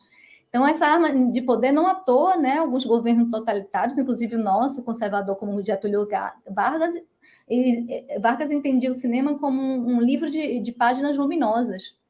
Quer dizer, né, sabia-se desse potencial, dessa difusão, porque da reprodutibilidade técnica mesmo, porque de uma projeção. Né, mas eu acabei prestando atenção a Mariana, né, que qualquer filme ou obra cinematográfica. Eu também concordo com o Raul. No entanto, o que a gente vem provocando também esse lugar é da diversidade, pensando nessa potência do cinema, inclusive, né, nessa construção de imaginário, de transformação social. Então, de outras paisagens, além desses corpos, né, e corpas negras, negros, de mulheres, né, de quebrar determinados estigmas, né, e também de paisagens. Né, pensar as paisagens que sejam, né, brasileiras na sua diversidade, né, desde os centros urbanos, as paisagens rurais, da cidade do interior. Então, por que isso? Eu estava até escutando alguma coisa do streaming, né, trazendo assim, não à toa, né, nossa vontade sempre de viajar, quando a gente vem desse modelo dominante, é para os Estados Unidos, para a Europa, mas a gente sofre essa influência também, até na construção dos nossos gostos. Então, entendendo esse cinema, né, nessa sua potência, e, enfim, como um mediador, né, enquanto arte cinematográfica, chegando enquanto arte, enquanto esse outro, esse estranho mesmo que vem provocar esses pensamentos, né, e nesse sentido, sim, ele está vinculado à educação. Não essa educação emancipadora, né, que a gente vem tocando, que libertária, já que a gente esteve tão aprisionado também, né, nós tão aprisionados através das imagens, que a gente também se liberte através delas. Perfeito. Eu acho que uma colocação importante também é, por exemplo, eu venho de uma cidade muito pequena no interior da Bahia, que fica na região do Sisal, que se chama Barrocas, e aí ela está bem no semiárido, né? Tem o bioma é a Caatinga. Então era muito difícil que eu visse o bioma do lugar onde eu moro nos cinemas. Eu ficava, gente, não tem Caatinga no cinema. E quando tinha, era naquela perspectiva de um cangaço arcaico, ou, enfim, desse lugar do território fadado ao fracasso, ao seco, né? Enfim, atravessado por esses climas. Então, acho que está presente aí essa função, não sei se é uma função, mas uma dimensão pedagógica e da educação própria do cinema, que é a construção mesmo de um repertório, que é a construção de sentidos críticos mesmo para essa leitura. Podemos passar para a próxima pergunta, né? Temos mais algumas aqui. Tem o Jonathan Vitor Muniz Barros, ele pergunta: qual a maior dificuldade que vocês enfrentaram na criação dos projetos e o desenvolvimento nas escolas, desses projetos relacionados à educação? Posso começar, né?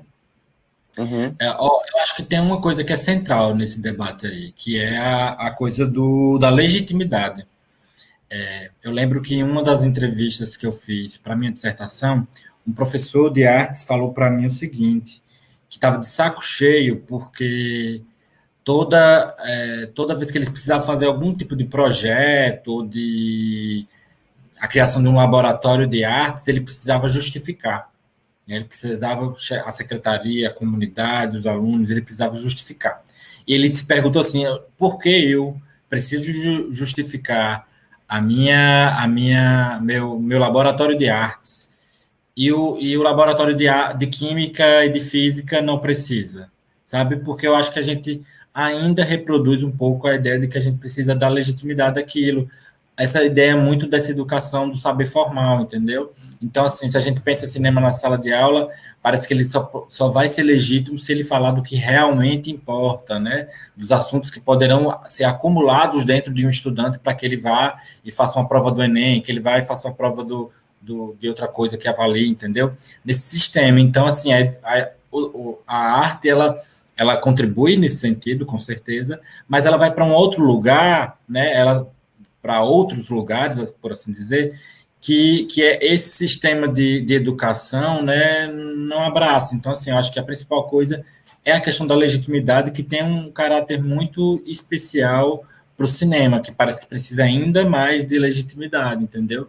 Porque, assim, por essa visão mesmo de ser vista como uma espécie de inimigo, como uma espécie de coisa que não pode entrar na sala de aula, porque é entretenimento, é outra coisa que não é educação, como se no entretenimento também não tivesse a possibilidade de experiências de educação, né?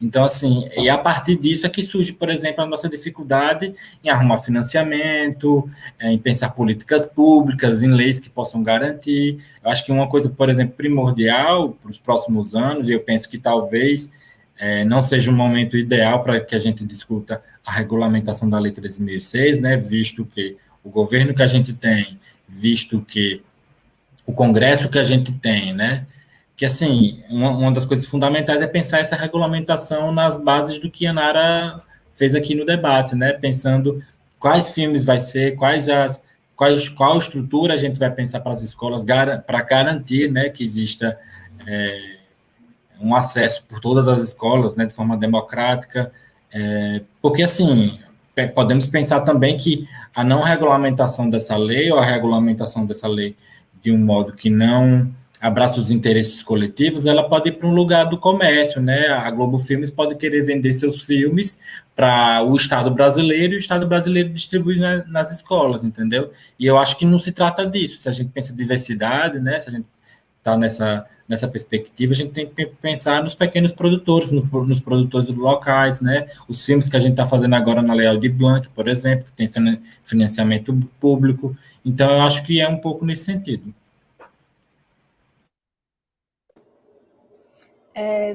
Tem assim, sempre a dificuldade com os projetos, né, que a gente levou para as escolas, trabalhou nas escolas, foi mais com a gestão, né?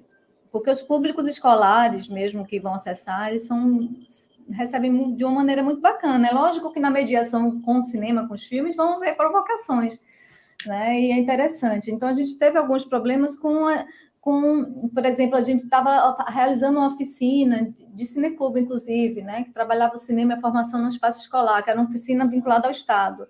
Quando a gente chega numa escola, aí a gestora disse que a oficina ia acontecer na biblioteca e a chave da biblioteca estava com o professor, né, que não tinha chegado por algum motivo, e a gente lá esperando a biblioteca abrir. E o professor responsável, porque os alunos não podiam acessar aquela biblioteca porque eles não sabiam usar os livros, né? O problema já começa a partir daí.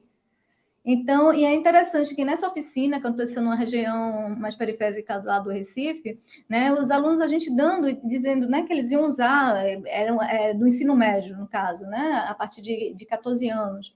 Não, desculpa, de 15 anos.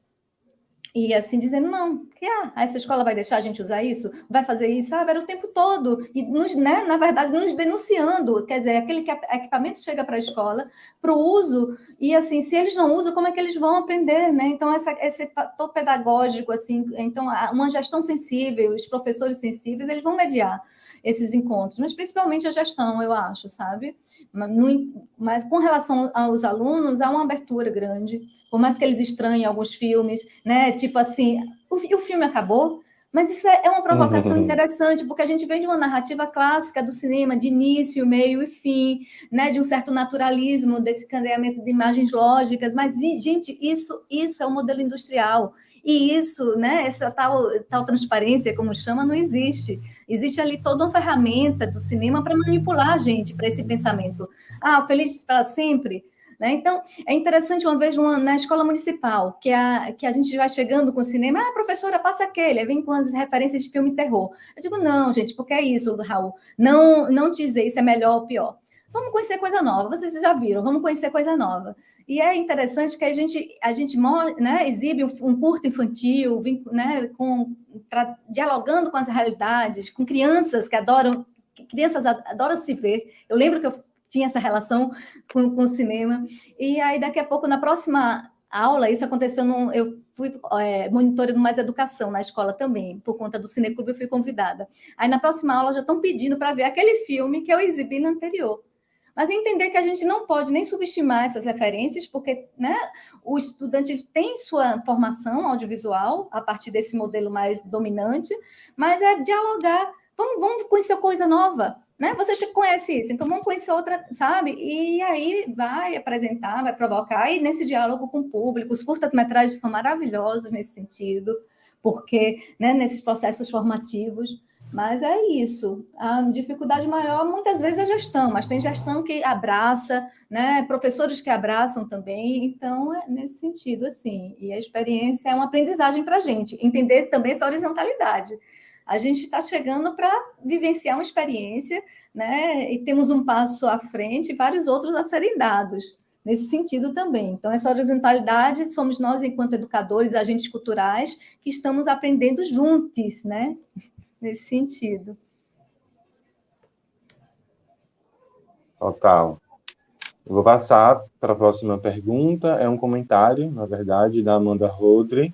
Ela diz: como é importante esse diálogo, é preciso compreender que as linguagens artísticas são ferramentas de e para educar.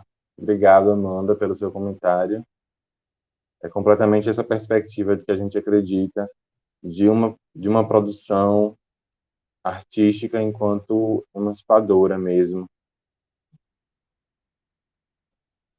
O Jonathan Vitor Muniz Barros, ele lançou outra pergunta. O que falta para o cinema educativo ser introduzido como componente educacional, já que contribui muito na formação escolar e educacional das crianças e dos jovens, da mesma forma que a arte ajuda?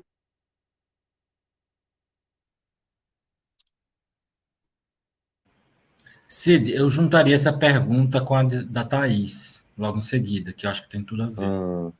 Sim, completamente. A Thaís Ramos perguntou: como é o suporte que o Estado dá para educadores e escolas que queiram aplicar a Lei 3.006 nos seus espaços educacionais? Então, em termos de Secretaria do Estado, a gente começou um trabalho de parceria, né, a princípio com a professora Adriane Damasceno, lá dos Direitos Humanos, e a partir dessa parceria a gente montou o Cinedes. O Cinedes, Plataforma de Cinema e Educação de Sergipe, ela era uma ideia de um lugar que pudesse reunir tanto material didático, quanto aulas, cursos, tal, uma espécie de plataforma, quanto produções audiovisuais livres, né, que a gente pode estar na internet, a gente coloca, mas também as produções do Estado.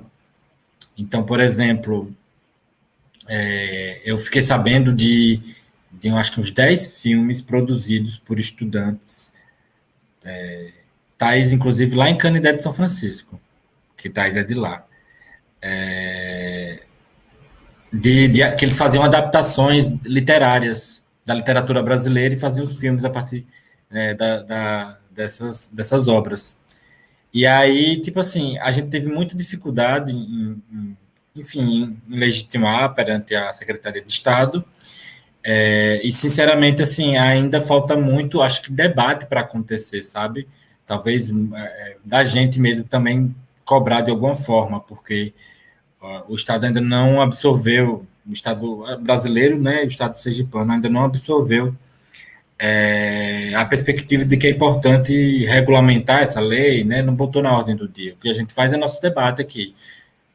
E aí a gente tem muita dificuldade mesmo de tocar os projetos por isso. E agora, recentemente, foi que abriu o edital da FAPTEC, o Unis aprovou, né, agora, recentemente, e agora abriu mais outro edital, mas é sempre pensando na perspectiva de pesquisa, né?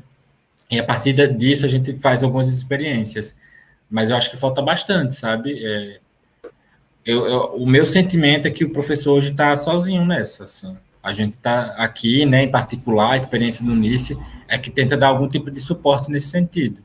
Mas, no mais, para além disso, né, tem outras experiências aí no, em vários estados, né, sementes, tem um pessoal também lá do Inventar com a Diferença que ainda atua, algumas experiências nos estados, mas, assim, como política pública ampla, nem no estado, nem em termos de Brasil, né, a gente tem esse amparo. Eu acho que isso que a gente precisa avançar, né, acho que a gente do audiovisual, às vezes fica cobrando muito pelo financiamento dos nossos filmes, que é importante, que é legítimo, que tem que continuar, mas eu acho que também a gente pode começar a cavar um pouco esses espaços dentro da escola, né? Nessa perspectiva de que o cinema já é uma realidade nas escolas. Então, assim, não faz sentido que o Estado não comece a pensar políticas para isso, né? Quem sabe, talvez, a gente pensar o curso de cinema e audiovisual, pensar a gente tem um bacharelado, né? Pensar na nossa licenciatura, pensar como se inserir dentro da grade curricular, né? A gente ouve também alguns debates de que em outros países existe já a discussão em torno de tornar o cinema uma disciplina escolar, né? Pensando também essa coisa do horário integral, como é que a gente pode se inserir com mais legitimidade mesmo, sabe? Existem vários caminhos que a gente pode estar colocando, mas que agora, nesse momento, eu ainda acho que falta muito nesse sentido.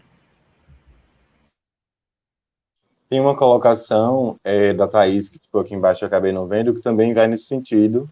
E aí, se a Nara quiser comentar também, eu vou ler a comentário da Thaís. Ela fala, Raul falou da parceria com a Secretaria de Educação, queria saber como um professor educador deve proceder, recorrer a um suporte para a implementação dessa lei nas suas escolas. Eu acho que é um pouco sobre isso, né, que Raul fala, essa dificuldade de um projeto continuado, de uma formação continuada, porque os projetos, né, as ações, elas são muito pontuais, elas precisam de financiamento, então, quando acontece um edital, é quando abre um edital, e aí, quando se aprova também, né, um projeto em edital, então, acho que esse diálogo, ele permeia esses campos de, bom, o cinema é uma realidade, ele está dado, ele existe, cinema e educação também, como é que a gente faz acontecer? Então, acho que tem essa coisa de que vocês mesmos falaram, assim, gestão, financiamento, enfim, essas coisas, elas estão, né, interligadas, elas precisam acontecer de maneira continuada para que essa formação, para que essa cultura audiovisual nas escolas, cinema e educação, possa acontecer na sua efetividade, né? Possa fruir. Você quer fazer alguma colocação, Leonara? Eu acho que a gente, enquanto professores, tem um pouco dessa, até né, desde o direito a fruir, mas também o dever de agir enquanto agente cultural e cobrar, porque assim a gente vê que esses espaços é porque tem certos limites, esses espaços de poder, como os conselhos, né, de educação, de cultura, mas são esses espaços também de construção das políticas, e eu acho que é cobrar, demandar, né, gerando uma demanda que já vem acontecendo, vários projetos, mas de uma maneira ainda muito desarticulada, né? A U até citou Sementes, desarticulada, que eu quero dizer assim, que acontecem em um determinado período, ou mesmo dando continuidade, mas ainda se o Estado não está provendo de uma maneira, legitimando, enquanto uma política de Estado realmente, né, há uma certa desarticulação nesse sentido. Né? Porque agora existe, viu, gente, ações acontecendo, esses projetos acontecendo, mas ainda de uma maneira, né, há uma demanda muito maior do que realmente ela, né, do que os projetos vêm acontecendo. Manuela colocou aqui também, né, o cinema audiovisual faz parte da formação dos povos desse país. Por que não pensar criticamente na escola, que é também um espaço de formação, essa linguagem? Pois é, e pensar nesse cinema enquanto sua potência artística, né, nessa mediação, né, nesses gestos políticos que estão escritos nas imagens, o que a gente vem tocando, e entender enquanto uma política de Estado, que a gente, infelizmente, ainda não tem essas políticas de Estado, e, contraditoriamente, a gente até citou, né, o projeto do cinema educativo, do Instituto Nacional de Cinema Educativo. Então, no governo centralizador, que era um corpo do governo que estava produzindo aqueles filmes, aconteceu um projeto de cinema educativo que não conseguiu vingar no modelo democrático. Porque imagine, se abre um projeto de cinema educação com uma produção, né, que se abre editais para uma produção, lógico que ia ter, né, um regulamento para isso, mas chegando às escolas. Tanto ia ser essa produção que era uma garantia para as escolas, quanto também para os realizadores, sabe? Então, ia desde focar na produção audiovisual, como na difusão audiovisual, né? Então, entender que a gente tem essa lacuna, a gente ficou poucos projetos de difusão, muito voltado para os projetos de produção, enfim, entendendo, olha o que está acontecendo, o desconhecimento do cinema brasileiro, né, que acontece, e um preconceito com relação ao cinema brasileiro. Então, é muito a partir dessa ausência dos filmes brasileiros. Somos nichos ainda que acessamos nessa diversidade, né? Sabemos, mas somos ainda um público muito restrito. Então, dói, né? Quando a gente vê o próprio público brasileiro trazendo certos estereótipos do cinema de outras épocas, e mesmo assim, entendendo o cinema, né, o brasileiro restringindo a um determinado aspecto da violência, do sexo, ou então reproduzindo os estigmas, né, sudestinos, que em relação, por exemplo, ao Nordeste, sabe? Então, é isso, mas eu acho que é uma luta nossa, uma luta nossa, inclusive, de cobrar do Estado. Eu acho que se não nos articularmos, você vê, essas leis são todas também batalhas históricas, né? Não é algo que foi dado. É lógico que é algo que passa a ser garantido a partir de determinado momento mais democrático que dá abertura a esse diálogo, né? No entanto, né, não é algo que o próprio governo, né, se não acontecesse a partir de uma sociedade civil organizada, que nós, enquanto educadores, nos incluímos também. É isso, a lei existe, mas muitas vezes os professores não têm um repertório, né? Não têm acesso, não sabem onde encontrar. Enfim, esses filmes que deem conta dessa diversidade, dessa dimensão mesmo do cinema.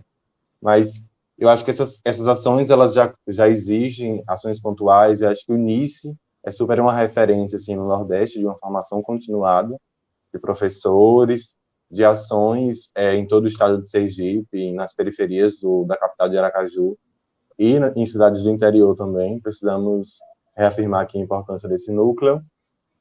Eu acho que o CRIAS também ele surge nessa perspectiva de não se encerrar quando acaba. A nossa ideia é que, enfim, podemos fazer exibições em outros momentos. É realmente essa proposta de que o cinema aconteça na rua. A gente tem muito esse desejo de fazer o cinema acontecer nas ruas do Rosa Elze. Nessa edição, a gente teve que, enfim, botar num espaço fechado para ter um controle mesmo, né, por conta da pandemia do Covid-19, para conseguir ter um controle do número de pessoas, né, para ter um controle do distanciamento social, enfim. Mas eu acho que é isso, essas ações, elas já existem, né? A gente precisa, na verdade, de financiamento e fortalecimento desses espaços para a criação de repertório, para, enfim, compreender essa dimensão educativa do cinema e cinematográfica da educação também. Uhum. Eu acho que a gente pode, nós não temos mais perguntas, relembrar que o formulário está disponível, acabou de ser, Neto botou aqui agora o link novamente. As pessoas que quiserem certificação podem entrar nesse link e responder o formulário. Eu acho que a gente pode passar para as considerações finais, né? Eu posso começar, Raul? Não, eu estou lembrando, né, a gente falando de projetos, e assim, fazendo um convite também, abrindo para um convite, né, Raul citou um dos projetos, né, nessa parceria do NICE com a SEDU, que é através do edital PFAPTEC, que é a Travessias, e que é a formação, né, de professores da Rede Básica de Sergipe, e vai acontecer 2 mostras que estão sendo abertas já, divulgadas, né, se for possível, né, dar uma divulgada, porque está acontecendo, né? Estão abertas, e próxima semana, próximo sábado, pela manhã, a gente também tem um debate com professores, e uma dessas mostras são produções realizadas nesses ambientes escolares. Então, é isso, estão acontecendo, né, ações pontuais. Então, somos parte desses movimentos, mas entendendo que não nos acomoda, né, nos provoca, inclusive, aos pensamentos, e a cobrança. Eu acho que a gente está com a cultura audiovisual cada vez mais forte, ao mesmo tempo é preocupante essa centralização, né? Enfim, então é isso, gente, um prazer, agradeço o convite, estar aqui presente com vocês, e a gente vai trocando.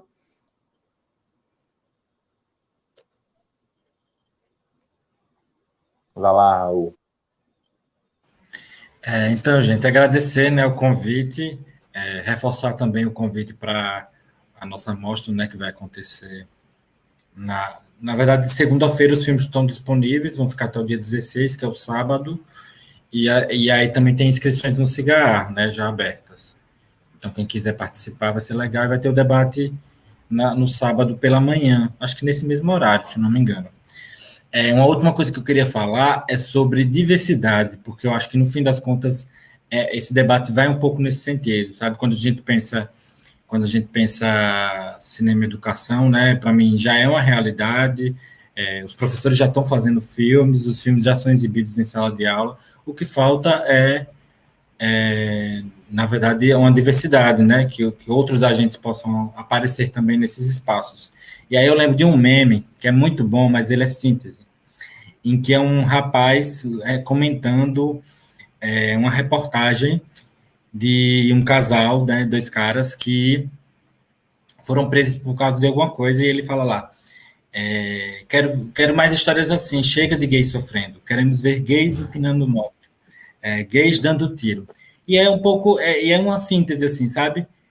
Porque, assim, pensar a diversidade é pensar um pouco de como a gente pode pensar outras narrativas de mundo, né? Outras narrativas que vão além desse estereótipo de um ponto de vista que a gente sabe exatamente qual é, né? Geralmente americano, europeu, branco, hétero, cis, e é isso, assim. Viu? Obrigadão e até as próximas. Massa, gente. Reiterar demais o agradecimento da Floriô, do CRIAS, pela presença, pela participação de Yanara Galvão, de Raul Marques. Estamos muito agradecidos. Acho que foi uma manhã muito rica, muita troca. Agradecer também as pessoas que participaram, que interagiram com a gente. E dizer que também que o CRIAS, ele continua. A gente vai fazer 2 sessões também, na quinta e na sexta-feira, dias 14 e 15, no Rosa Elze, vai ser no salão aberto da paróquia do Rosa Elze.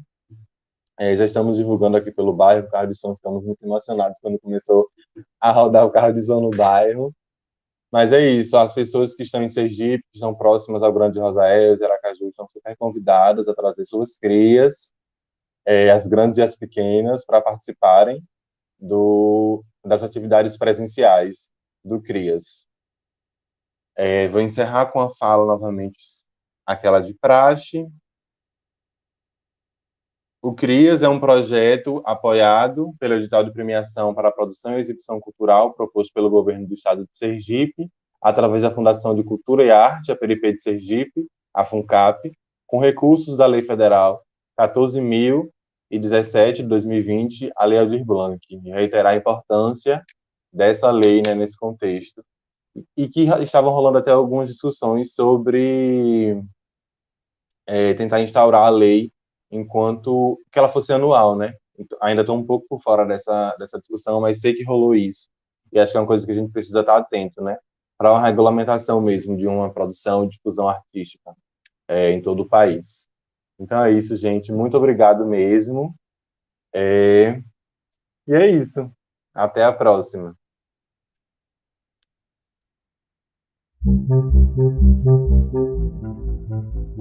Sessões de cinema no Rosa Elze, encontro virtual com educadores, oficinas de fotografia, criação de mundos, programação para toda a família. Cinema! 14 e 15 de outubro, gratuito. Cinema! Às 17 horas, 5 da tarde, no salão aberto da paróquia do Rosa Elze. Chegue cedo, cadeiras limitadas, venha com máscara. Ouviu direito?